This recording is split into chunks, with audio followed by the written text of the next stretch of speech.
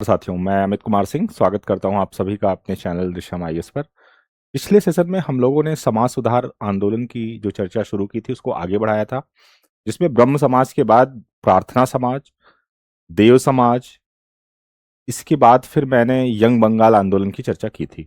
अब इसी क्रम को आगे बढ़ाते हैं। आज एक और महत्वपूर्ण संगठन आर्य समाज, उसकी चर्चा करने वाले हैं। काफी महत्वपूर्ण है ये। इसके संस्थापक दयानंद सरस्वती का संक्षिप्त परिचय जानेंगे।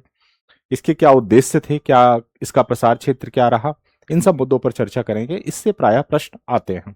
काफी महत्वपूर्ण सेशन रहने वाला है, तो आप लोग पूरे सेशन को अच्छे से देखिएगा। शुरू करते हैं। आर्य समाज। सबसे पहले दयानंद सरस्वती जी के बारे में एक संक्षिप्त परिचय देख लेते हैं। इनका जो जन्म है वो हुआ था 1824 में गुजरात के मोरबी में। कहां हुआ था? 1824 में गुजरात के मोरबी नामक स्थान पर।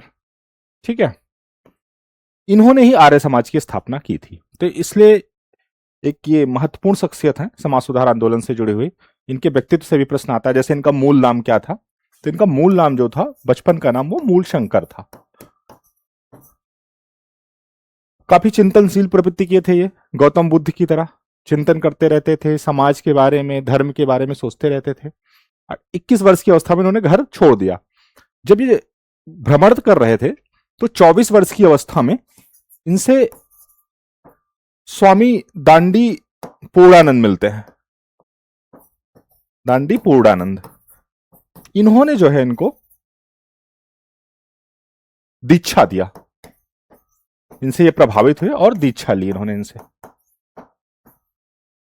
इन्होंने ही इनका नाम, दांडी पूर्णानंद स्वामी ने ही इनका नाम दयानंद सरस्वती रख दिया। ठीक, किसने रख दिया? दांडी पूर्णानंद स्वामी जी ने, जिससे ये दीक्षा लेते हैं, इन्होंने ही इनका नाम रख दिया दयानंद सरस्वती। ठीक, आगे बढ़ते हैं। ये दीक्षा लेने के बाद भ्रमण के दौरान बहुत सारे लोगों से मिलते हैं। ये केशव चंद्र सेन वगैरह से भी आगे जाकर इनकी मुलाकात होती है। राजा राम मोहन राय से भी मुलाकात होती है। ब्रह्म समाज के बारे में जानते हैं। उसके बारे में काफी इनको जब पता चलता है तो उसी तरह के संगठन बनाकर ये कार्य करना चाहते थे, जिसके लिए इन्हें केशव चंद्र सेन ने प्रेरित भी किया। इसी क्रम में आगे बढ़ते हैं। ये जब तो 1860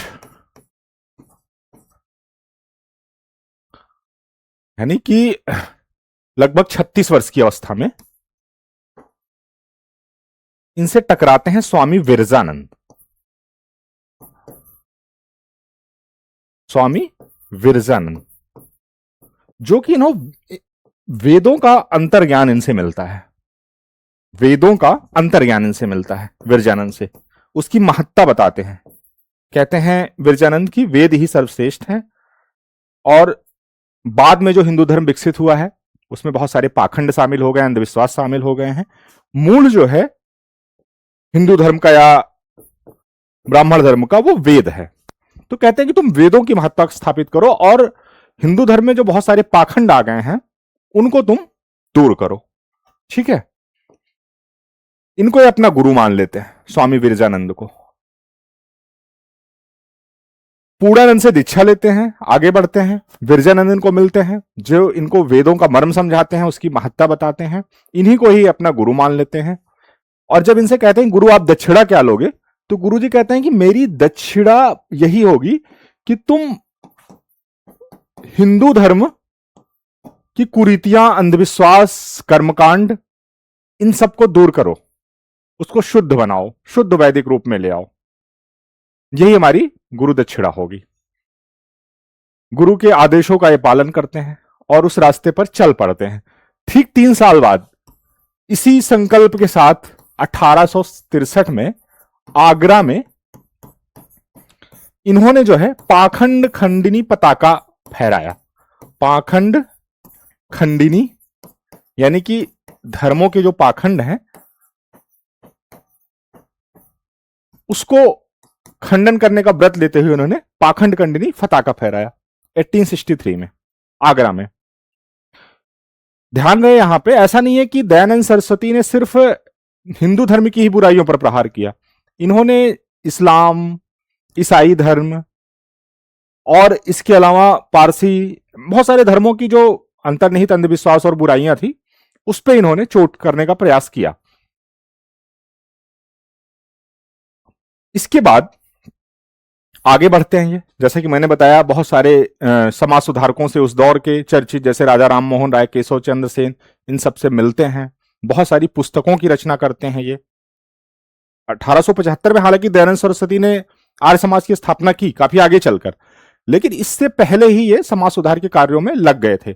खासकर धर्म, जो हिंदू धर्म है, उसकी कुरीतियों को दूर करने के लिए इन्होंने काफी प्रयास किया।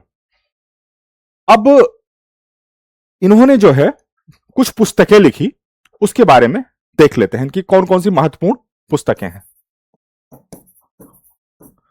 जैसे इनकी सबसे जो महत्वपूर्ण पुस्तक थी वो थी सत्यार्थ प्रकाश। सत्यार्थ प्रकाश ये इनकी मूल पुस्तक थी, जो कि हिंदी में लिखी थी, हिंदी भाषा में लिखी थी। मूल पुस्तक थी ये, 1874 में से लिखा था। केशव चंद्र सेन ने ही इन्हें सलाह दी थी, जो कि ब्रह्म समाज के प्रमुख सुधारक थे, प्रचारक थे। उन्होंने इन्हें सलाह दी थी कि आप हिंदी को मूल भाषा बनाओ, प्रचार प्रसार की भाषा बनाओ, और उसके माध्यम से अपने समाज सुधार का, धर्म का प्रचार करो आप। तो सत्यार्थ प्रकाश मूल किताब थी, हिंदी में लिखी गई थी, 1874 में इन्होंने लिखी। इसके अलावा पाखंड खंडन एक किताब इन्होंने लिखी, वेद भाष्य भूमिका। ये अंशतः संस्कृत और अंशतः हिंदी दोनों में थी, अंशतः संस्कृत और अंशतः हिंदी दोनों में थी ये। इसके अलावा इन्होंने एक और पुस्तक लिखी, ऋग्वेद भाष्य। ये पूरी तरह से संस्कृत में थी, पूरी तरह से ये संस्कृत में थी। एक और लिखी इन्होंने महत्वपूर्ण पुस्तक, गौ करुणा निधि। ये इंपॉर्टेंट है, ध्यान रखिएगा, इस पुस्तकें पूछ लेते हैं। गौ करुणा निधि कौन कौन सी, एक बार फिर से रिपीट कर देता हूं। सत्यार्थ प्रकाश हिंदी में, पाखंड खंडन, वेद भाष्य भूमिका अंशतः संस्कृत अंशतः हिंदी में लिखी, ऋग्वेद भाष्य संस्कृत में लिखा, और एक गौ करुणा निधि। ठीक है, ये सारी इनकी पुस्तकें थी। इनकी मृत्यु, बहुत बड़ा जीवन काल इनका नहीं रहा, 58-59 साल की उम्र में ये 1883, 30 मई 1883 को इनकी मृत्यु हो जाती है। मृत्यु इनकी कहा, माना जाता है कि एक नन्ही बाई बेश्या थी, जोधपुर के महाराजा की ये प्रेमिका थी, रखैल थी। जब ये जाते हैं जसवंत सिंह द्वितीय, जो कि जोधपुर के राजा थे, उनके दरबार में, और उनको धर्म और नैतिक आचरण का ज्ञान देते हैं, उससे काफी प्रभावित होते हैं, उस रास्ते पर चलने का प्रयास करते हैं जसवंत सिंह द्वितीय। इससे वो बहुत अपनी इस प्रेमिका से भी दूर हो जाते हैं, जिसको काफी बुरा मान जाती है, और कहा जाता है कि उसने उनके खाने में शीशे को पीस कर या विष मिला दिया था, जिससे उनकी मृत्यु हो गई। तो नन्ही बाई का नाम मिलता है। ठीक है, आर्य समाज की स्थापना हुई 1875 में मुंबई में। ठीक है, इसका जो प्रसार हुआ मुख्य तौर पर पंजाब, महाराष्ट्र, संयुक्त प्रांत, राजस्थान आदि क्षेत्र में हुआ। ये इसके मुख्य प्रचार के क्षेत्र थे। लाहौर का क्षेत्र पाकिस्तान का। मुंबई के बाद ये 1877 में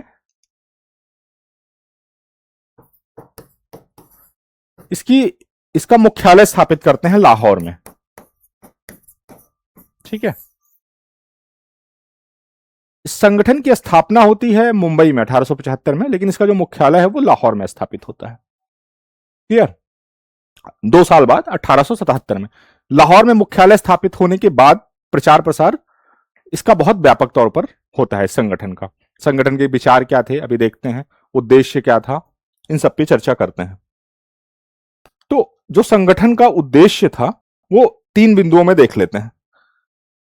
उद्देश्य, आर्य समाज का उद्देश्य क्या था? पहला उद्देश्य यह था कि वैदिक धर्म की शुद्ध रूप में स्थापना करना, यानी कि वैदिक धर्म के बाद का जो हिंदू धर्म है उसमें बहुत सारी आने जैसे जैसे उत्तर वैदिक काल में कर्मकांड बढ़ गया, पशु बलि बढ़ गई, उन सबको वो खंडन कर रहे हैं। आगे चल के आप देखेंगे छुआछूत, जाति व्यवस्था, नारियों की स्थिति में बहुत गिरावट आ जाती है। उन सबको वो इरेज कहते हैं कि ये सब जो है हमारे धर्म को विकृत किया। जो हमारा शुद्ध धर्म था, वैदिक धर्म था, वो वहां पे ऐसा कोई भेदभाव या इस तरह का शोषण नहीं विद्यमान था। तो कहते हैं कि वेदों की ओर, इन्हीं का नारा था बैक टू वेदास, वेदों की ओर लौटो। तो वैदिक धर्म के शुद्ध रूप की स्थापना करना, शुद्ध रूप की स्थापना करना। दूसरा क्या था इनका मुख्य उद्देश्य? दूसरा था इनका उद्देश्य भारत को सामाजिक, आर्थिक और राजनैतिक रूप से एक सूत्र में बांध देना। सामाजिक, आर्थिक और राजनैतिक रूप से एक सूत्र में बांध देना।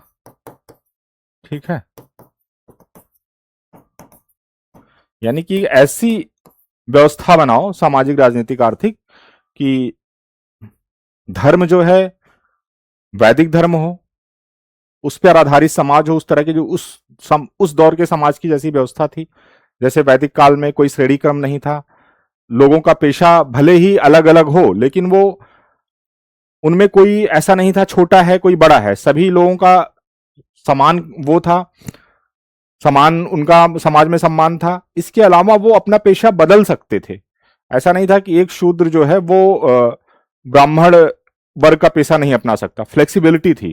तो कहते हैं कि उस तरह के समाज की स्थापना हो और उसी तरह की राजनीतिक व्यवस्था हो, इस तरह की बात करते हैं एक सूत्र में बांधने की। तीसरा, इन्होंने कहा कि जो पश्चिमी सभ्यता से जो विकृति आ गई है हमारे राष्ट्र में और हमारी संस्कृति में, उसको दूर करने का प्रयास। पश्चिमी सभ्यता से संस्कृति में आई विकृति को दूर करना। ठीक है, ये तीन उद्देश्य मूल रूप से लेकर ये आगे बढ़ते हैं। दयानंद सरस्वती। अब अगर कहें क्या कारण था आर्य समाज जैसे संगठन को स्थापित करने का, तो इसमें दो मत दिखाई देते हैं। एक मत है लाला लाजपत राय का, लाला लाजपत राय का, और एक मत है हरविलास शारदा का। ये दो मत दिखाई देता है। ये भी एक समाज सुधारक थे उस समय के प्रमुख। लाला लाजपत राय का कहना है क्योंकि पश्चिमी सभ्यता ने जो है हमारे धर्म की मूल आत्मा को विकृत कर दिया था, उनको एक अवसाद और कुंठा में ढकेल दिया था। क्योंकि जब ब्रिटिशर्स आते हैं तो उनको यह था कि हम तभी यहां पे शासन स्थापित कर सकते हैं जब हम यहां अपनी सभ्यता और संस्कृति को यहां की संस्कृति से श्रेष्ठ बताएंगे, कहेंगे तुम पिछड़े हुए हो और हम तुम्हें यहां सभ्य और विकसित बनाने आए हैं, जो कि व्हाइट मैन्स बर्डन की थ्योरी थी, श्वेत व्यक्ति के बोझ का सिद्धांत। उस सिद्धांत के तहत वो अपना शासन स्थापित करते हैं और भारत की संस्कृति सभ्यता को वो निम्नतर बताने का प्रयास करते हैं। लाला लाजपत राय कहते हैं कि दयानंद सरस्वती ने इस चीज को समझा और उन्होंने अपने सांस्कृतिक गौरव को वेदों में तलाशा, वैदिक काल में तलाशा। क्योंकि उस समय का जो समाज था काफी लोकतांत्रिक प्रकृति का था, किसी तरह का समाज के स्तर पे भेदभाव नहीं था, कोई श्रेणी क्रम नहीं था और महिलाओं की स्थिति बहुत अच्छी थी। उन्हें शिक्षा का अधिकार था, उपनयन संस्कार का अधिकार था, युद्ध में भाग लेने का अधिकार था। ठीक है, विधवाओं का पुनर्विवाह था और किसी तरह का महिलाओं के साथ या बाल विवाह जैसी कुरीति नहीं थी, पर्दा प्रथा नहीं था। हर स्तर पे समाज एक उन्नत समाज था।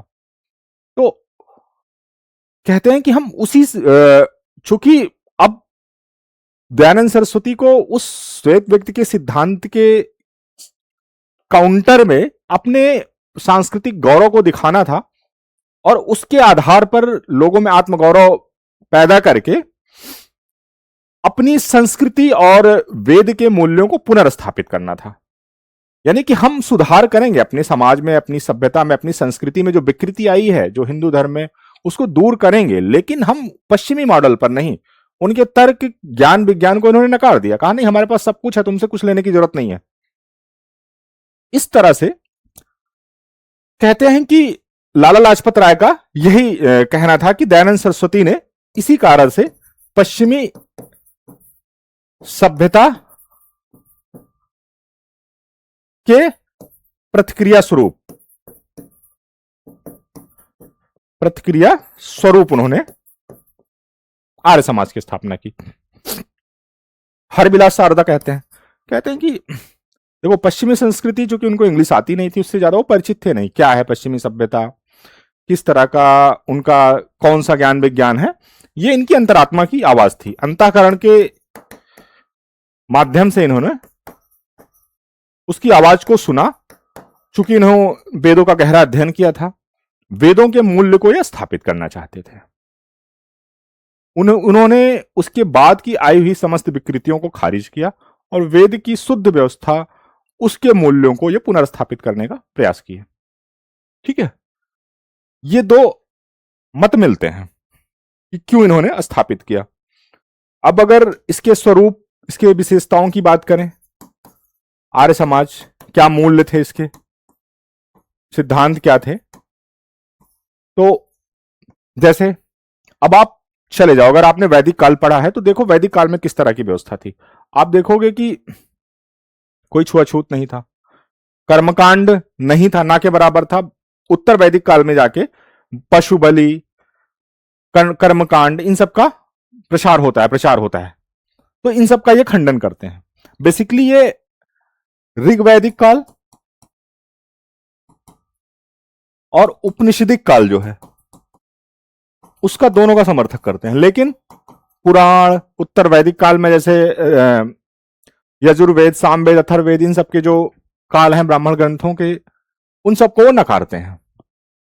पुराणों का ये पूरी तरह से खंडन करते हैं, कहते हैं कि पुराण वो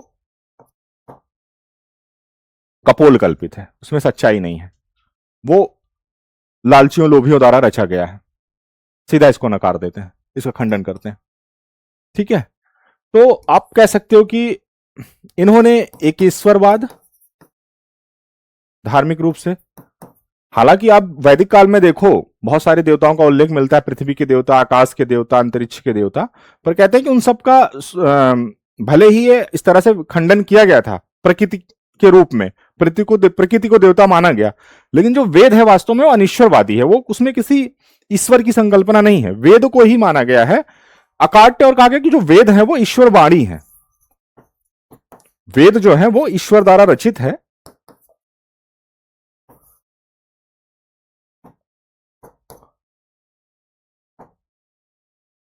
तो कुल मिलाकर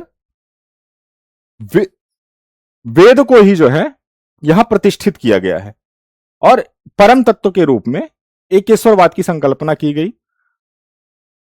ये दयानंद सरस्वती का अपना व्याख्यान है कि भले ही वहां पे प्रकृति के रूप में बहुत सारे देवता मिलते हैं, लेकिन वो देवता ईश्वर के रूप में नहीं है, वो प्रकृति के तत्व हैं, उसी परम तत्व के रूप हैं, जो कि लोगों ने उनको ईश्वर मानकर, देवता मानकर उनकी पूजा अर्चना भले की हो, लेकिन यहां पे ऐसा कोई विभाजन वो स्वीकार नहीं करते हैं, वो एक ईश्वरवाद की ही बात करते हैं। इसके अलावा इन्होंने जो है मैंने पहले ही बता दिया, छुआछूत, जातिवाद, इन सब का खंडन करते हैं, क्योंकि ऐसी कोई व्यवस्था वैदिक काल में नहीं थी। अन्य धर्मों की भी बुराइयों का ये खंडन करते हैं। ठीक है, तो इसके अलावा महिला शिक्षा पर काफी प्रयास करते हैं, उनकी स्थिति में सुधार करने, उसकी वकालत करते हैं कि विधवा पुनर्विवाह हो, बाल विवाह ना हो, पर्दा प्रथा ना हो, इन सारे मूल्यों को वो जो है, जो पुराने कुरीतियां थी उनको समाप्त करके इन नए मूल्यों को स्थापित करने की बात कर रहे हैं। यहां पे आपको कह सकते हैं ब्रह्म समाज से इनकी समानता भी दिखाई देगी, क्योंकि जो प्रगतिशील मूल्य थे वो आपको ब्रह्म समाज में भी मिलेंगे और उसी तरह के प्रगतिशील मूल्य आर्य समाज में मिलेंगे। लेकिन उन्होंने जो ब्रह्म समाज का जो कंसेप्ट था, जो उन्होंने अपने मूल्य स्थापित करने का प्रयास किए, वो पश्चिम के ज्ञान विज्ञान और तर्क पर आधारित थे। इन्होंने जो है ये हमारी प्राचीन कालीन वैदिक कालीन सभ्यता और संस्कृति से उन मूल्यों को, जो वो कीमती मूल्य थे, उनको यहां पर प्रकाशित किया। ये फर्क है बस। एकेश्वरवाद की बात आप देखेंगे राजा राम मोहन राय भी कर रहे हैं, ये भी कर रहे हैं। ये भी जो है बहुत सारे के मूर्ति पूजा, पाखंड, इन सबका खंडन कर रहे हैं, उन्होंने भी किया है। ठीक है, आत्मा को मान रहे हैं, ये आत्मा और पुनर्जन्म दोनों को मान रहे हैं। ठीक है, लेकिन ये श्राद्ध कर्मों का खंडन करते हैं। जो व्यक्ति के मृत्यु के बाद जो फालतू के कर्मकांड होते हैं, श्राद्ध, तेरवे, इन सब का ये खंडन कर रहे हैं। ठीक है, ये ध्यान रखिएगा। इसके अलावा इन्होंने जो है और भी बहुत सारे कार्य किए। शिक्षा के क्षेत्र में आर्य समाज का क्या योगदान है, देखते हैं।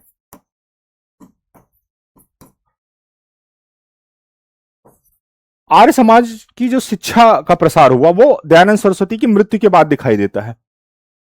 1886 में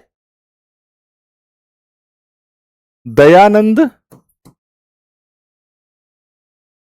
सबसे पहले वैदिक स्कूल की स्थापना होती है 1886 में। वैदिक स्कूल, वैदिक एंग्लो स्कूल कहेंगे, क्योंकि इसमें अंग्रेजी माध्यम से शिक्षा दी जाती थी। Anglo school. इसके जो संस्थापक थे वो थे एक हंसराज, दूसरे थे लाला लाजपत राय। भाषा इन्होंने अंग्रेजी रखी, लेकिन मूल्य और संस्कृति वही थी। उन्हीं मूल्यों और संस्कृति की शिक्षा दी गई। साथ में कुछ आधुनिक ज्ञान विज्ञान की भी शिक्षा दी जाती थी इन स्कूलों में। यही आगे चल के 1889 में डीएवी कॉलेज बना। डीएवी आज भी इसकी शाखाएं आपको दिखाई देती हैं। दयानंद एंग्लो वैदिक स्कूल जिसे बोलते हैं, इंटरमीडिएट तक इसकी स्थापना हुई। दयानंद एंग्लो वैदिक स्कूल या कॉलेज। ठीक, किसने की थी स्थापना, ध्यान रखिएगा, हंसराज और लाला लाजपत राय ने। कब की थी, तो 1886 में। बाद में ये 1889 में ये दयानंद एंग्लो वैदिक स्कूल या कॉलेज बन जाता है। ठीक है, दूसरा एक धड़ा जो था, जो कहता था कि नहीं, हम स्वदेशी भाषा में, हिंदी में भारतीय संस्कृति और मूल्यों की और भारतीय पद्धति पर शिक्षा देंगे। उन लोगों ने हरिद्वार में गुरुकुल कांगड़ी की स्थापना की 1902 में की। 1902 में हरिद्वार में गुरुकुल कांगड़ी। ठीक है, यहां पे एक नाम मिलता है स्वामी श्रद्धानंद, इन्होंने इसकी स्थापना की थी। स्वामी श्रद्धानंद, स्वामी श्रद्धानंद। ठीक है, इनका मूल नाम लाला मुंशी राम था, बाद में स्वामी श्रद्धानंद के नाम से मशहूर हुए। तो लाला मुंशी राम ने जो है गुरुकुल कांगड़ी की स्थापना की हरिद्वार में 1902 में। तो ये दो शाखाएं दिखाई देती हैं आर्य समाज की शिक्षा से संबंधित। दोनों का जो कोर था, जो मूल था, वो भारतीय संस्कृति, वैदिक कालीन जो मूल्य थे, उनको, उसी को आधार बनाकर इन्होंने शिक्षा दी। थोड़ा सा फर्क था, ये इंग्लिश भाषा में थी। आधुनिक ज्ञान विज्ञान को भी अपनाया इन्होंने मूल रूप से। इसने डीएवी ने आधुनिक ज्ञान विज्ञान को अपनाया, इंग्लिश भाषा में रखा। गुरुकुल कांगड़ी ने मूल रूप से हिंदी भाषा के साथ भारतीय संस्कृति की शिक्षा दी। ठीक है, अब कुछ और महत्वपूर्ण तथ्य देख लेते हैं जो कि प्रारंभिक परीक्षाओं में पूछते हैं आर्य समाज से संबंधित। उसकी चर्चा एक बार कर लेते हैं, कुछ तथ्य को देख लेते हैं। जैसे 1882 में आर्य समाजियों ने गौरक्षिणी सभा बनाई थी। तो प्रश्न पूछ लेगा किसने बनाई थी गौरक्षिणी सभा, तो आर्य समाजियों ने। ठीक है, इन्होंने शुद्धि आंदोलन चलाया। शुद्धि आंदोलन यह था कि जो जबरियन धर्म परिवर्तन करके दूसरे धर्मों में इस्लाम के आगमन के बाद दूसरे धर्म अपना लिए थे, या कुछ लोगों ने स्वेच्छा से भी अपना लिया था, उनके लिए भी इन्होंने कहा कि आप फिर से अपने धर्म में लौटो, वैदिक धर्म में आओ, यानी हिंदू धर्म में आओ, आपका शुद्धिकरण किया जाएगा। तो शुद्धि आंदोलन चलाया था। एक शुद्धि आंदोलन मैंने बताया था प्रार्थना समाज के दौरान महादेव गोविंद रानाडे ने चलाया था। वो शुद्धि आंदोलन था मदिरापान, नृत्य, विवाहों में अनावश्यक खर्च, उससे बचने के लिए, उसको बंद करने के लिए शुद्धि आंदोलन था ये। यहां हिंदू धर्म में वापसी कर, जो अन्य धर्म में चले गए हैं हिंदू धर्म से, वैदिक धर्म से, उनको पुनः वापस हिंदू धर्म में लाने के लिए शुद्धि आंदोलन चलाया गया था। कहते हैं कि इससे जो है एक तरह से समाज में धार्मिक रूप से इन्होंने कट्टरता स्थापित की, क्योंकि ये एक तरह से जिहादी टाइप का कंसेप्ट था कि किसी ने मान लीजिए स्वेच्छा से दूसरे धर्म को चुना है, बौद्ध धर्म या क्रिश्चियन या फिर वो इस्लाम को ही चुना है, तो आप उसे इसके लिए बहुत ज्यादा फोर्स नहीं कर सकते, या इस तरह से कि भाई हमारा ही धर्म बेहतर है। कहीं ना कहीं आप ये मैसेज दे रहे हो कि बाकी धर्म से श्रेष्ठ है हमारा धर्म, वैदिक धर्म। तो ये कहीं ना कहीं समाज में एक धार्मिक कट्टरता को भी बढ़ाया। ये इसका एक, इनके आंदोलन का, समाज सुधार के एक निगेटिव पहलू भी दिखाता है। ठीक है, इन्होंने नारा दिया जैसे बैक टू वेदास, वेदों की ओर लौटो, बैक टू वेदास, वेदों की ओर लौटो, नारा दिया वेदों की ओर लौटो। इसीलिए वैदिक काल को लेके बहुत ऑब्सेस थे और उसी मूल्य को ये स्थापित करना चाहते थे। ठीक है, इन्होंने जो है सामाजिक रूप से विवाह के लिए पुरुषों की जो है आयु इन्होंने निर्धारित की 25 वर्ष और महिलाओं की 16 वर्ष। न्यूनतम आयु महिलाओं की 16 वर्ष हो और पुरुषों की, लड़कों की 25 वर्ष हो। ये पूछ सकता है। एक और इंपॉर्टेंट फैक्ट, इनका जो है पशु बलि एवं बहुदेववाद का विरोध किया। ये मैंने पहले भी बता दिया है, क्योंकि ये सब उत्तर वैदिक काल में शुरू हुआ था। पशु बलि, बहुदेववाद आपको कह सकते हैं प्रकृति रूप से देवताओं का विभाजन दिखता है, लेकिन वो उसकी व्याख्या अलग तरीके से करते हैं। कहते हैं कि वो सब उसी एक ईश्वर, एक आत्मा, एक परमात्मा के ही अंश हैं।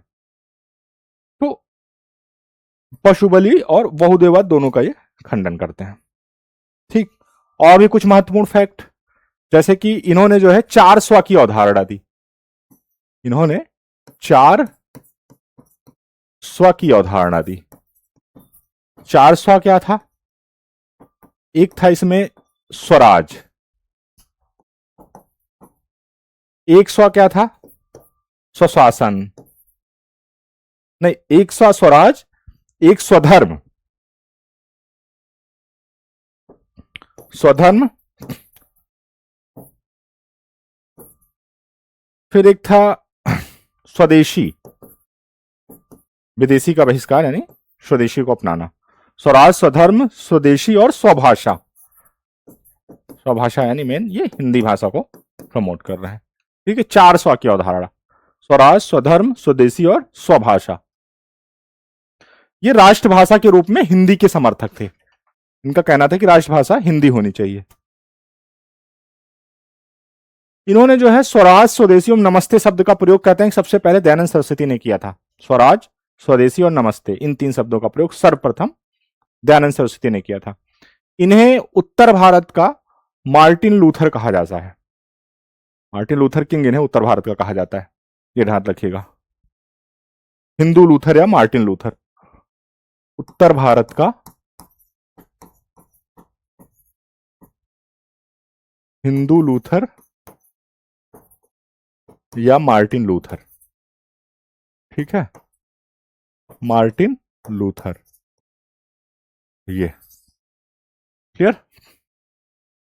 ये कुछ महत्वपूर्ण फैक्ट थे, उसको भी मैंने बता दिया। एक आर्य समाज के उद्देश्य, कारण क्या था, ये सब की मैंने भी चर्चा कर दी। जितने महत्वपूर्ण फैक्ट थे लगभग लगभग मैंने सबकी चर्चा कर दी है, कि इससे कोई प्रश्न आए तो आप लोग कर सकें। अब आज का सेशन यही समाप्त होता है। नेक्स्ट सेशन में अब आगे के जो महत्वपूर्ण संगठन है, कई सारे जैसे रामकृष्ण मिशन है विवेकानंद का, उसकी चर्चा करेंगे। उसके बाद बहुत सारे छोटे छोटे संगठन हैं, उन सब की भी चर्चा करेंगे। मिलते हैं फिर अगले सेशन में, तब तक के लिए धन्यवाद।